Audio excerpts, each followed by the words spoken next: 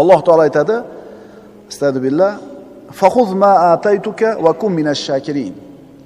Bas biz sizga ato qilgan narsani olingda shukr qiluvchilardan bo'ling.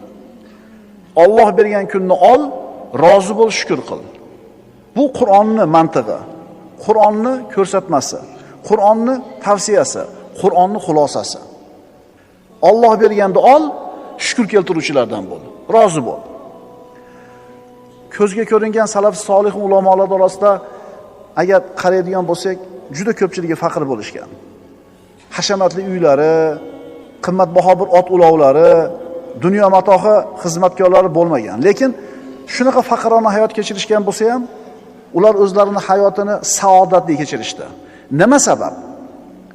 Chunki hozir biz aytayotganda kunidan rozi edi ular. Ularni hayot haqidagi o'lchov tushunchalari to'g'ri edi. Shuning uchun ular baxtli bo'lishdi.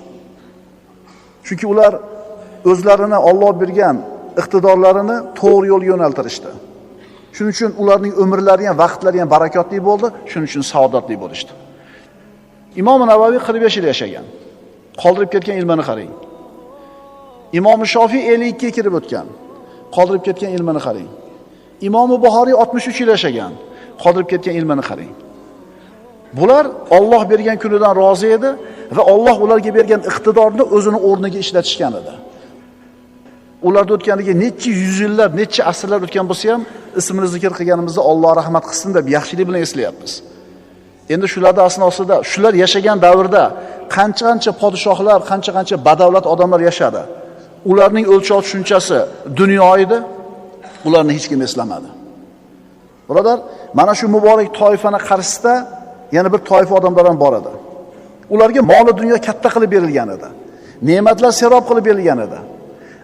Ammo mana shu ularning qo'lidagi katta dunyolari ularni baxtsiz bo'lishiga sabab bo'ldi. U biz aytgan salafi solihinlar qo'lida hech narsasi bo'lmasa ham baxtli yashapti. Bular mol dunyosi o'shuncha bo'lsa ham ularni baxtsiz qilib qo'yibdi bu mol dunyosi. Nima uchun? Ularning mana shu dunyoga qarashi, o'lchov tushunchasi noto'g'ri bo'lgan. Shundan bilsak bo'ladiki, dunyo matohini ko'pligi unaqa juda ham muhim narsa emas ekan. Aksincha, agar kishida iymon, e'tiqod bo'lmasa, solih amal bo'lmasa, islomiy o'lchov tushunchasi bo'lmasa, bu dunyo matohi hech narsa emasligini ko'rsatadi. Qo'lida katta oliygohlarni diplomini ushlagan odamlar bor.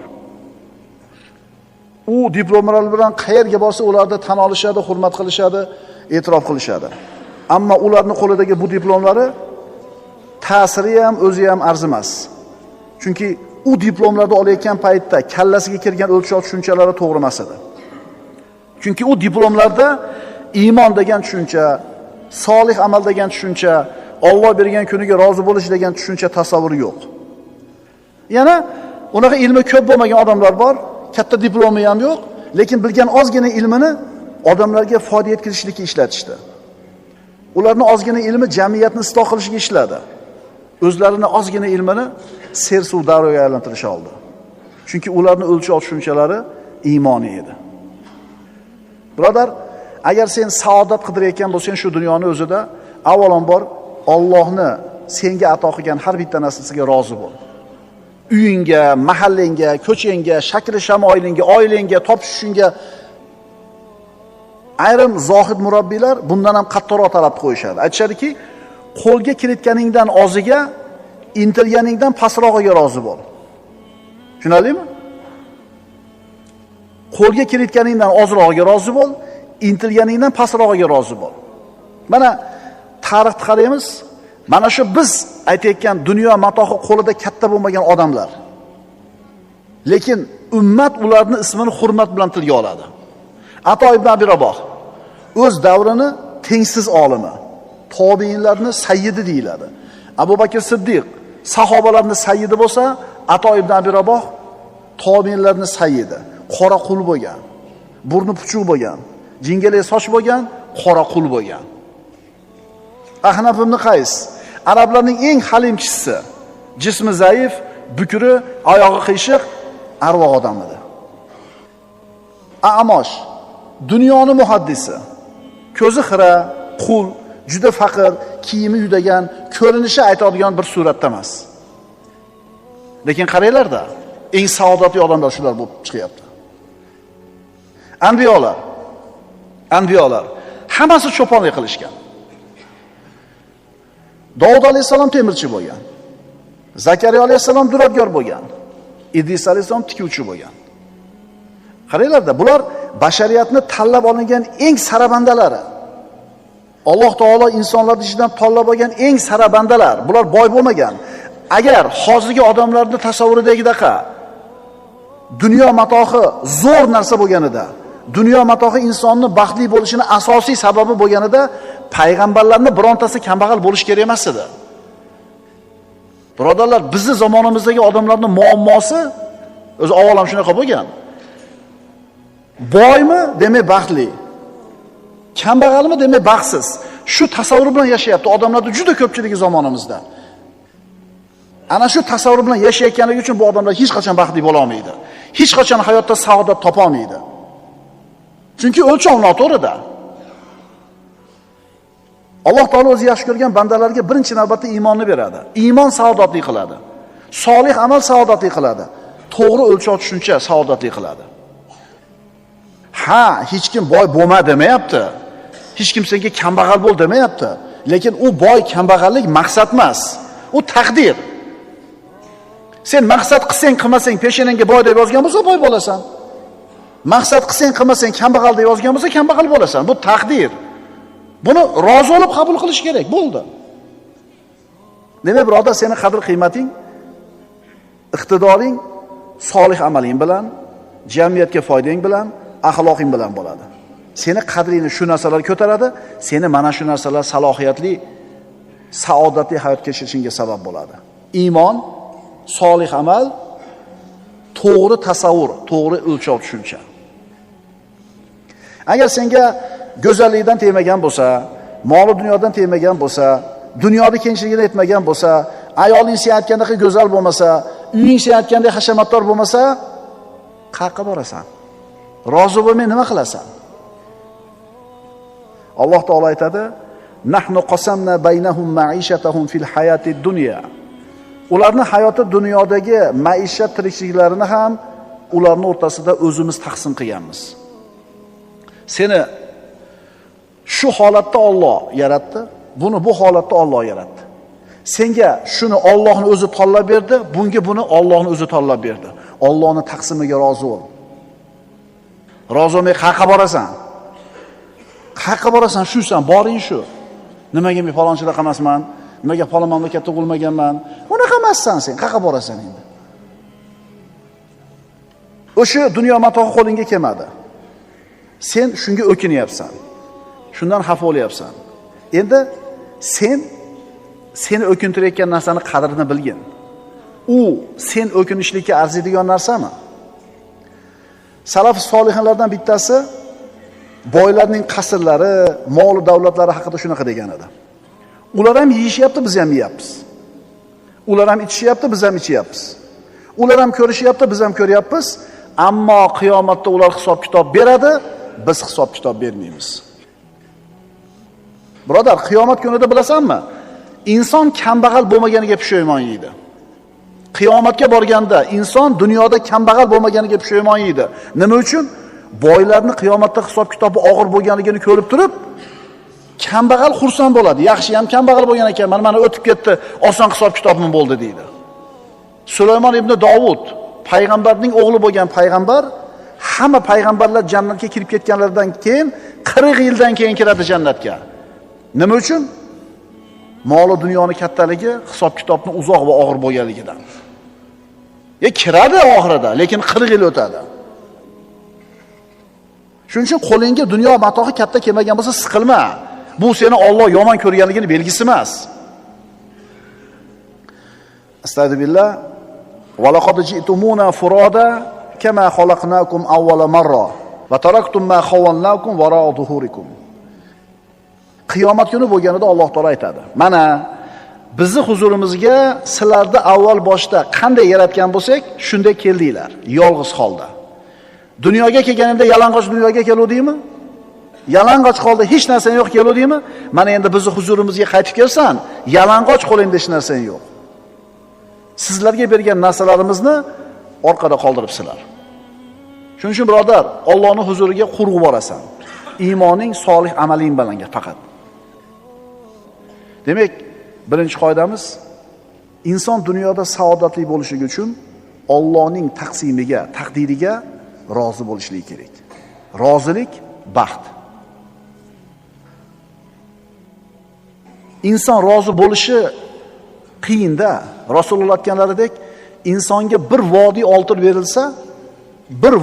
oltin berilsa, yana ikkinchisini orzu qiladi. Qancha pul bo'lsa yetadi deb o'ylaysan hozir? $1 million bo'lsa yetadi deysan. To'g'rimi? Chakana pulmi bu? Shu bilan baxtli bo'laman deb o'ylayapsanmi? Yo'q, birodar. Endi $400 telefon tuta olmaysan endi. Orzu havasni trubasini diametri kengayib qoldi. Endi $10,000 mashina minishni xohlamaysan endi. To'g'rimi? To'g'ri. Chunki insonga bir vodiy oltin berilsa, ikkinchisini orzu qiladi. Insonning ko'zini faqat tuproq to'g'izadi dedilar Rasululloh. Seni bu dunyodagi saodating, birodar, hayot haqidagi o'lchov tushunchaga qarab quriladi. Seni hayot haqidagi tasavvuringga qarab turib belgilanadi. Saodat haqidagi tasavvuring to'g'rimi? Baxt, saodat deganda tasavvur to'g'rimi? Aksariyat odamlarni baxt haqidagi tasavvuri to'g'ri emas. Odamlarning ko'pchiligini nazarida baxtli inson qanaqa bo'ladi? Albatta boy bo'lish kerak, albatta sog' bo'lish kerak, dunyo matoh katta bo'lish kerak, shuni o'zi xolos. Bu kimning o'lchovi bilasizlarmi?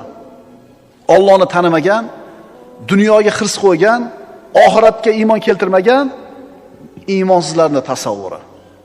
Iymonsizlarning tasavvuri. Agar odamlar o'ylayotgandaqa baxtli, saodatli hayot faqat boylik bilan bo'ladi deyiladigan bo'lsa, bir odamni boy bo'lishini, bir odamni kambag'al bo'lishini Alloh hal qilgan. Bir odamni kambag'al bo'lishiga hukm, bir odamni boy bo'lishiga hukm. Agar boylik baxt desa, Alloh bir odamni majbur boy qilib turib, majbur baxtli qilib qo'yibdi. Ikkinchi odamni majbur kambag'al qilib turib, majbur baxtsiz qilib qo'yibdi. Unda imkoniyatlar bir xil bo'lmay qoladi, birodarlar. Agar odamlar o'ylayotganda puldagina bo'ladigan bo'lsa, hammani baxtli bo'lishga imkoniyati yo'q. Biz endi qaysi baxtni aytyapmiz, qaysi saodatni aytyapmiz?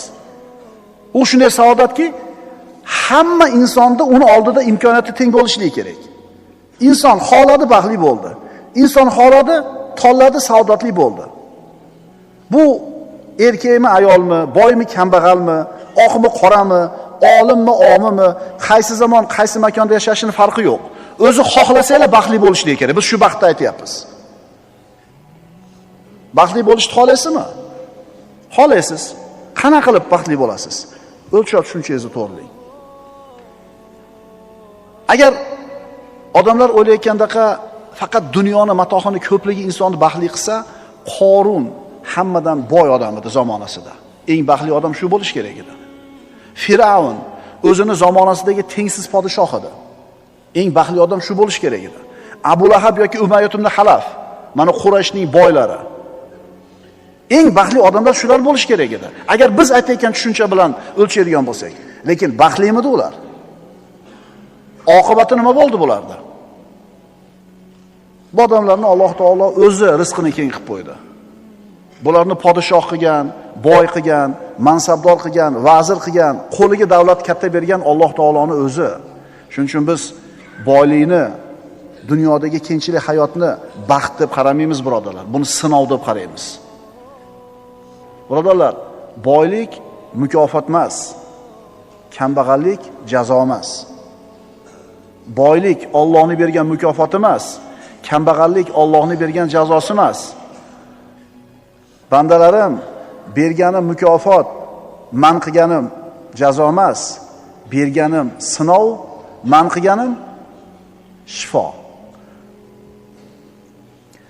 Agar qo'lida dunyosi yo'q odamni baxtsiz desak, Iso alayhissalom baxtsiz ekanda. Allohni tanlab olgan Iso alayhissalom ustidagi yaxtagidan boshqa hech narsasi yo'q edi. Agar baxtni biz dunyo matohida deydigan bo'lsak, Iso alayhissalom eng baxtsiz odam bo'lish kerak bo'lib qoladi. Payg'ambar birodarlar, eng baxtli odam bu inson. Yoki Muhammad Mustafa sallallohu alayhi vasallam. U zotga podshoh payg'ambar bo'lishlik yoki faqir payg'ambar bo'lishlik ixtiyori berilganida payg'ambarimiz ikkinchisini tanlaganlar. Agar boy bo'lishlik saodatni ayni o'zi bo'lganida Rasululloh kambag'al bo'larmidilar? 2 kun qorni to'yib oppoq yumshoq non yemaganlar Rasululloh. Qiyinchilikda hammasini ko'targanlar Rasululloh. Faqirona hayotni ixtiyor qilganlar va faqirlarni yaxshi ko'rishlik bilan rizqlantirgin meni deb duo qilganlar. Shuning uchun bilib olaylik. Biz o'lchov tushunchani to'g'rilab olaylik. Xudoga yoqqan joyi borki, zuvolasini aytavermaysizlarmi? Qanaqa olgan zuvolasini? Xudoga yoqqan joyi borki, shuning uchun zuvolasini katta olgan. Xudoga yoqqan odamni birodarlar iymonini, solih amalini, o'lchov tushunchasini, zuvolasini katta oladi. Ma'qulmi? Demak, haqiqiy saodat, biz aytayotgan haqiqiy saodat boylik, mansab, dunyo matohini ko'p bo'lishi yo oz bo'lishi bilan belgilanmaydi.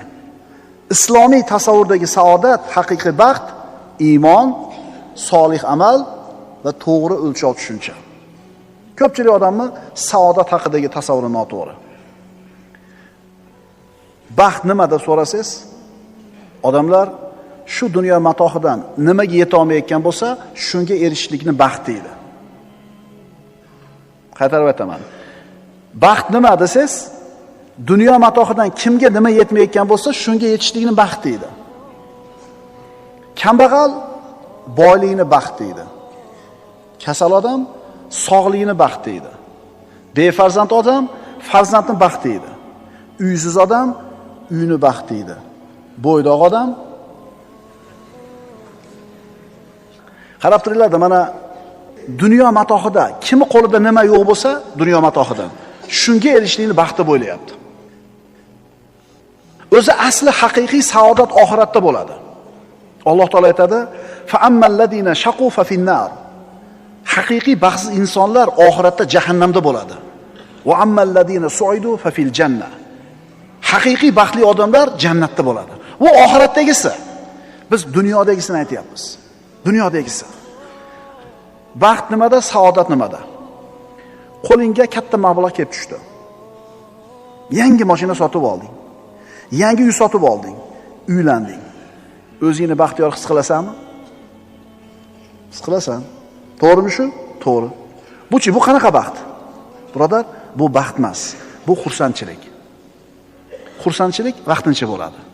Baxt doimiy bo'ladi. Yangi telefon oldingiz, 10-chini. Bir hafta baxtli bo'lasiz. Keyin o'rganib qolasiz. Demak, baxt emas bu. Bu xursandchilik deyiladi. Baxt vaqtinchalik bo'lmaydi. Xursandchilik lahzadir, rozilik esa hayotdir. Xursandchilik lahzadir, baxt esa hayotdir.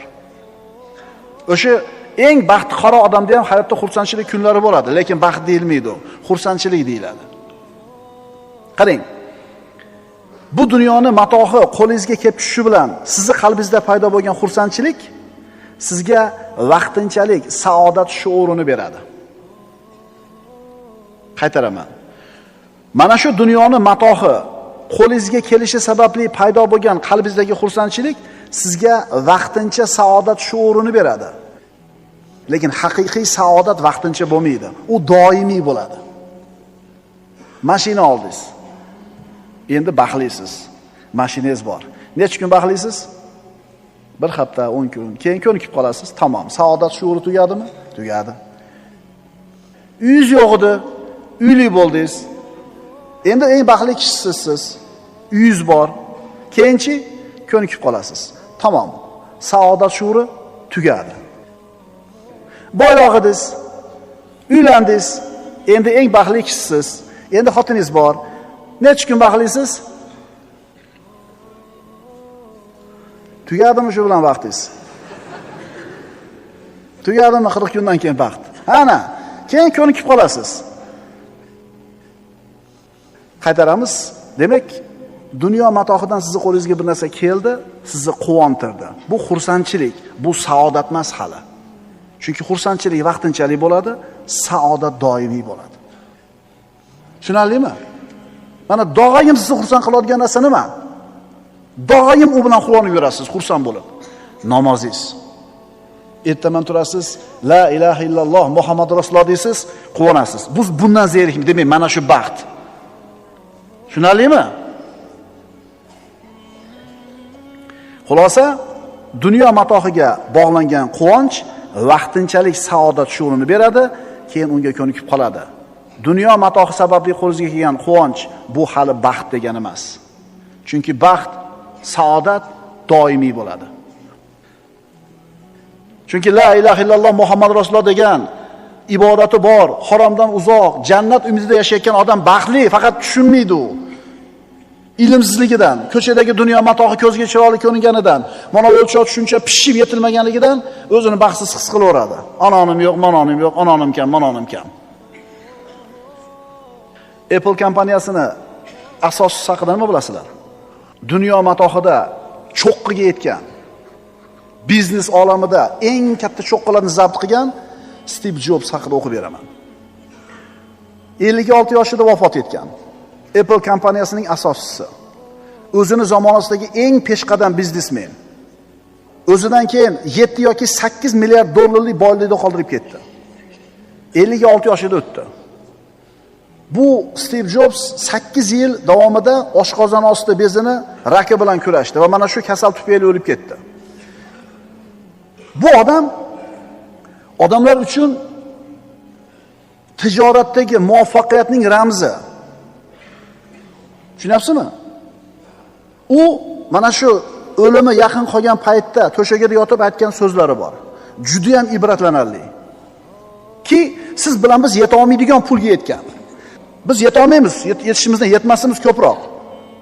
O'sha odam biz orzu qilayotgan narsani cho'qqisiga yetib turib, cho'qqiga chiqqanda bu tanlagan yo'li, bu oldiga qo'ygan maqsadi, bu o'lchov tushunchalari hech narsa emasligini e'tirof qilyapti. Biz hali yetganimiz yo'q u cho'qqiga. Biz yeta olmaymiz ham u cho'qqiga. Yetgan odamning gapini eshitib turing. So'zma-so'z o'qib beraman. Uning so'nggi so'zlari. Men biznes olamida muvaffaqiyatning cho'qqisiga chiqdim. Boshqalarning nazarida mening hayotim muvaffaqiyatning ramzidir. Biroq ishdan boshqa quvonchim kam edi. Oxir-oqibat boylik men o'rganib qolgan haqiqat edi xolos. Hozir to'shakda yotib butun umrimni eslarkanman. Menga yaqinlashib kelayotgan muqarrar o'lim oldida men ega bo'lgan hamma e'tibor va hamma boyliklar ma'nosiz ekanini va oliy ma'nodan mahrum ekanligini tushunyapman. Mashina haydash uchun siz kimnidir ishga yollashingiz mumkin. Odamlarni yollab siz uchun pul topishga ishlatishingiz mumkin. Lekin hamma pulingizni sarflasangiz ham sizni o'rningizga mana shu dardni ko'taradigan odamni yollay olmaysiz.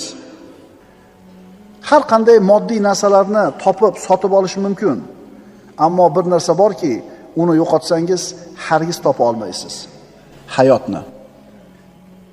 O'zingizga yaxshi muomalada bo'ling, boshqalarni hurmat qiling. Yoshimiz o'tgan sari aqlimiz to'lib borar ekan, biz 30 dollarlik soat ham, 3000 dollarlik soat ham bir xil vaqtni ko'rsatishini tushunamiz ekan. 30 dollarlik hamyon ham, 300 dollarlik hamyon ham bir xil miqdordagi pulni sig'dirishini tushunamiz ekan. Mashina 30 ming dollarlik bo'ladimi, 300 ming dollarlik bo'ladimi, masofa va yo'l bir xil bo'ladi. Yetib boradigan joyimiz ham bir xil bo'lar ekan. Uyingiz 300 kvadratlikmi, 3000 kvadratlikmi, unda bir xil yolg'iz bo'lasiz. Sizning haqiqiy ichki baxtingiz dunyoning moddiy narsalardan kelib chiqmaydi.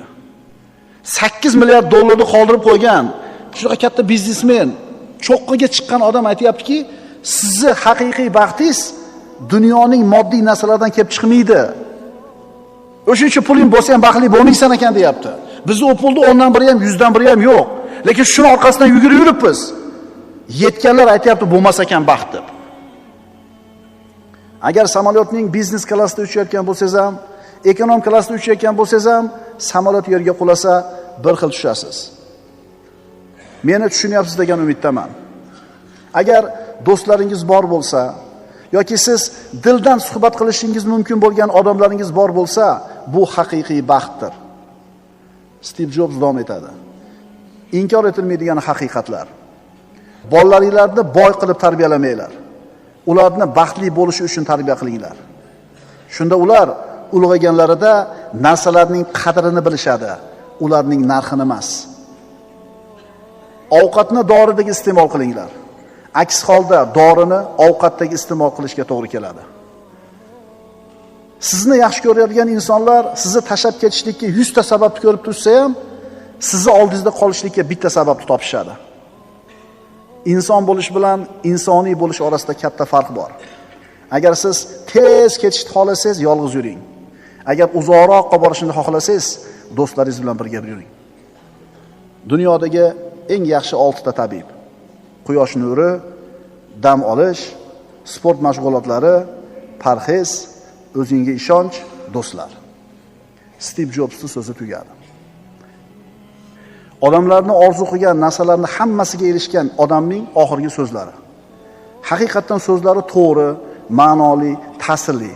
Ammo bitta narsa yetmayapti u nasihatda. Uni nasihatda bitta narsa yetishmayapti. Nima u? Allohga bo'lgan iymon gapirilmayapti. O'shuning uchun bu odam baxtsiz bo'ldi. Shunaqa katta boylikka, shunaqa katta obro' hurmatga erishgan odam iymonni gapirmaganligi uchun baxtsiz bo'ldi. Shuning uchun haqiqiy saodatning birinchi va asosiy muhim sababi nima? Allohga bo'lgan iymon. Undan keyin solih amal, undan keyin o'lchov tushunchani to'g'ri bo'lishligi. Bu inson o'zini tutgan yo'lida sobit turdi, hamma mashaqqatlarni ko'tardi, maqsadiga yetdi, erishdi. Ammo umrining oxiriga kelganda qarovdi, tanlagan yo'li ham, oldiga qo'ygan maqsadi ham hech narsa emasligini tushundi. Qachon tushundi? O'lim pesharasiga kelib tekkanda. Muqarrar o'lim oldida meni intilgan, topgan narsalarim hech narsa emasligini endi tushundim, deyapti. Birodar, sen bilan menga unga berilgan boylik berilmaydi, berilmasligi mumkin. Odamlarning ko'pchiligi shu dunyo matohida yugurib yerib o'lib qolyaptimi? Ularga bu boylik, unga yetgan boylik 70 dan 70 ko'proq. Ammo o'sha narsaga erishgan odamni umrining oxirida aytgan gapiga e'tibor bergan. Sen bilan menda iymon bor. Sen bilan menda solih amal bor. Endi sen bilan menda o'lchov tushuncha to'g'ri bo'lsin. Chunki insonni saodatli qiladigan narsa dunyoda nima edi? O'lchov tushunchani to'g'ri bo'lishligi. Demak, saodat dunyo matohining ko'pligida emas. Bu masalada dinimiz bizga qanaqa ta'limotni beradi? Inson saodatli bo'lish uchun Allohning taqdiriga rozi bo'lish kerak. Hamma narsaga ega inson saodatli emas. Bor narsasiga qanoat qilgan inson saodatli. Hamma narsani qo'lga kiritgan odam baxtli emas. Bor narsasiga qanoat qilgan odam saodatli. Rozi inson, kunidan, hayotidan rozi inson hargiz xarob bo'lmaydi. Dunyodagi ko'p odamlar saodatni qidiradi-yu, ammo qanoat degan sifatni unutib qo'yadi. Odamlar saodatni qidiradi-yu, ana shu saodatning asosi bo'lgan qanoat degan sifatni unutib qo'yadi. Qanoat qil, saodat topasan. Agar mana shu tushuncha bilan yashasakchi, hammamiz saodatli bo'lamiz. Hammamiz imkoniyatimiz bor. Faqat qanoat qilaylik, rozi bo'laylik. Ali ibn Abi Talib aytganlaridek, ar-rido bil qadar yudhibul hamma wal hasan. Qadarga, taqdirga rozi bo'lishlik g'am qayg'uni ketkazadi, binobarin saodat olib keladi. Kim Allohning ato qilgan taqsimiga rozi bo'lsa, Alloh berganini keng qiladi, barakali qiladi. Kim Alloh unga ato qilgan narsaga rozi bo'lmasa, unga uni keng qilmaydi va barakali qilmaydi. Nahnu qasamna baynahum ma'ishatahum fil hayatid dunya. Ularning hayoti dunyodagi maishat tirikliklarini ham ularning o'rtasida biz taqsim qilganmiz. Norozilik taqdirni o'zgartirib qo'ymaydi. Norozilik taqdirni o'zgartirib qo'ymaydi. Payg'ambarimiz sollallohu alayhi vasallam Toifdan toshbo'ron bo'lib qaytganlarida rozi ekanligini aytdilar, saodatli bo'ldilar. Bilol ibn Rabohni olib chiqib azoblashganida kunidan roziligini aytdi, baxtli bo'ldi. Sen ham birodar, Allohning taqdiriga rozi bo'l, eng baxtli inson bo'lasan. Taqdiringga rozi bo'l degani hech narsa qilmasdan o'tiraver degani emas. Juda muhim joyi. Taqdiringga rozi bo'l degani hech narsa qilmasdan o'tiraver degani emas. Ha, musulmonda kambag'al bo'lgandan boy bo'lgani yaxshi. Payg'ambarimiz kambag'allikdan panoh tilaganlar. Musulmon odami kasal bo'lgandan sog' bo'lgani yaxshi, zaif bo'lgandan quvvatli bo'lgani yaxshi. Biz nima demoqchimiz taqdiringga rozi bo'l deyishlik bilan? Qo'lingdan kelganicha turmushingni yaxshi tomonga o'zgartirishga harakat qil. Sog'lom bo'lishga harakat qil, badavlat bo'lishga harakat qil. Hamma sababni qil, undan keyin nima bo'lsa shunisiga rozi bo'l deyapmiz. Loqaydlikka, harakatsizlikka, yalqonlikka chaqirayotganimiz yo'q. Sen mehnatni zo'r qil, natijaga rozi bo'laver degani. Tushunarlimi? Odamlar kunidan rozi bo'lsa, keyin saodat topadi. Endi savol. Hamma kunidan rozimi? Yo'q. Juda ko'pchilik tinimsiz shikoyat qiladi. Mana shu shikoyat siz hayotingizdan rozi emasligingizning dalili bo'ladi. Mana shu shikoyatingiz sizni dunyoda baxtsiz qilyapti. Vaholanki rozi bo'lishlikka sabab ko'proq birodarlar, norozi bo'lishga sababdan ko'ra. Qaytaramiz. Hayotingizdan norozi bo'lishlikka sabab 4 ta bo'lsa, hayotingizdan rozi bo'lishlikka sabab 40 ta. Faqat qarashni bilmaysizda qaysi tomonga. Dunyo ishlarida sizdan ko'ra holi xarobroq odamga qarang. Oxirat ishida sizdan yuqoriroq bo'lgan odamga qarang. Mana sizga baxtning formulasi. Dunyo matohi, tirikchilik masalasida sizdan holi xarobroq odam bor. Unga qarang-da, kuningizga shukr qilasiz, rozi bo'lasiz, baxtli bo'lasiz. Oxirat ishlarida sizdan ko'ra ulug'roq amalga qodir bo'layotganlar bor. Ularga qarang. Bizda teskari so'p qolgan. Dunyo ishida bizdan balandga qaraymiz, o'zimizdan boyot badavlat odamlarga, oxirat ishida o'zimizdan xarob odamga qaraymizda, noroziligimiz bilan baxtsiz bo'lib turaveramiz. Maoshing ozmi? Ishsiz yurganlar bor. Uying tormi? Uysiz yurgan, ko'chada qolganlar bor. Bitta oyog'ing sindimi? Ikkala oyog'i ishlamayotganlar bor. Arabada o'tirasan yura olmasdan, komada yotganlar bor. Qaraginda, dunyoda sendan ko'ra holi xarobroq bo'lgan, dunyo matohida holi xarob bo'lganlar bor. Unga qara shukr keltirmay ilojing yo'q. Ammo oxirat ishlarida o'zingdan baland bo'lgan odamga qara. Avvalom bir o'zimizni o'lchov tushunchamizni tuzataylik va oilalarimizni o'lchov tushunchasini tuzataylik. Bolalarni boy bo'lishga o'rgatmaylik. Chunki boy kambag'al bo'lishlik taqdir masalasi. Otalar o'zini farzandlarini Alloh bergan kunidan rozi bo'lishga o'rgatsin. Avvalambor o'zi ko'rsatsin rozi ekanligini farzandlariga. Chunki o'g'il bola uchun, dadalar, yosh dadalar, o'g'il bola uchun eng birinchi kumir bu uning otasi. O'sha 10 ga kirgan, 8 ga kirgan o'g'lingiz uchun eng birinchi kumir sizsiz. Siz o'zingiz hayotingizdan rozi ekanligingizni ko'rsating oilangizga, farzandlaringizga, ayollaringizga. Ular shu narsani sizdan yuqtiradi. Endi tinimsiz shikoyat qilib turgan bo'lsangiz o'zingiz hayotingizdan, u nimani ko'rib o'rgansin sizdan. Shuning uchun boy bo'lish hammaning imkoniyatida emas, ammo rozi bo'lish hammaning imkoniyatida. Boy bo'lish hammaning qo'lidan kelmaydi, ammo rozi bo'lish hammaning qo'lida, imkoniyatida. Saodatning asli rozilik. Hayot bu seni haqqing, huquqing emas. Ya'ni Allohning ustidagi sening haqqing emas, seni yashashing. Balki hayot Allohning senga bergan hadiyasidir. Bas hadiyaga rozi bo'l, saodatli bo'lasan. Seni dunyoga kelishliging Allohning ustidagi haqqing emas edi. Alloh seni dunyoga kelishiga qarzi yo'q edi. Dunyoga keldingmi? Allohning hadiyasi bu. Hadiyani qabul qil, rozi bo'l. Hayot Allohning senga bergan nimasi? Hadiyasi. Hadiyani qabul qil. Hadiyani qabul qilib nima qil? Shunaqa ham hayot berasan endi, Parvardigor. Qara endi, onoda mana bor. Menga ham shunaqa hayot bermasa nima qilar eding? Bilasanmi?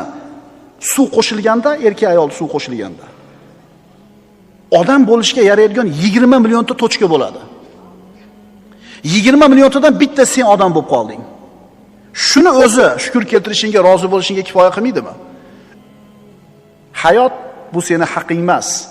Hayot Allohning senga bergan hadiyasi. Allohning hadiyasini qabul qil, rozi bo'l. Rozi bo'l, saodatli bo'lasan. insonning saodati uning qalbida bo'ladi. Keyin qalbidan tashqarisiga chiqadi.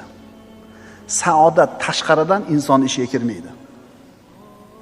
Insonning saodati qalbida bo'ladi, o'lchov tushunchasida. Shu saodat yana tashqariga chiqadi. Tashqaridan kelgan narsa insonni saodatli qilmaydi. Rozilik Allohning ulug' bir eshigidir.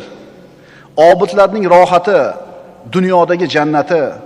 Kim unga shu dunyoda kirmagan bo'lsa, bas uni oxiratda hech qachon totib ko'rmaydi.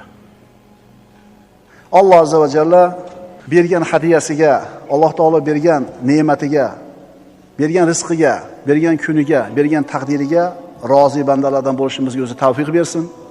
Chunki banda rozi bo'lar ekan, shundagina uni qalbida qanoat, xotirjam bo'ladi. Banda rozi bo'lar ekan, shundagina saodat topadi.